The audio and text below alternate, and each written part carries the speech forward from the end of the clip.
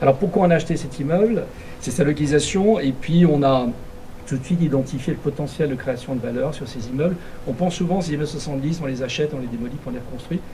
Puis finalement maintenant, c'est tout. C'est ça aussi un peu développement durable, c'est que la vraie réflexion, c'est de conserver les actifs et d'essayer de voir quel potentiel on peut en tirer. Je trouve que cet exemple, qui est un immeuble typique des années 70, illustre parfaitement ce que l'on souhaite faire dans le cadre de nos opérations de rénovation. Donc on a acheté cet immeuble au travers d'un véhicule d'investissement avec un fonds de pension hollandais qui s'appelle PGGM, qui est le plus gros fonds de pension du secteur de la santé.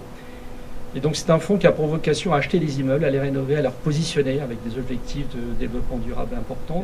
Là nous sommes sur une terrasse qui était une terrasse technique où il y avait des locaux, notamment locaux ascenseurs, donc on a pu transformer en superbe rooftop avec des espaces de convivialité. Cet immeuble a été pensé beaucoup sur le partage. Il y avait également un objectif fort en termes de développement durable.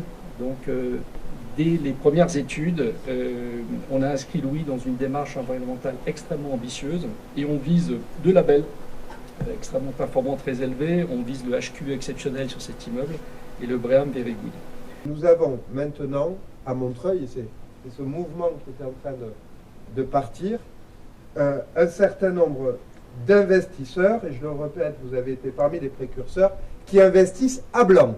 Le bâtiment est beau, il est de haute qualité environnementale, vous l'avez très bien dit, il est le fruit d'une réflexion qui, plutôt que de détruire du capital, le réutilise et le rend apte à accueillir dans des conditions contemporaines le travail. Et pour nous, c'est très important.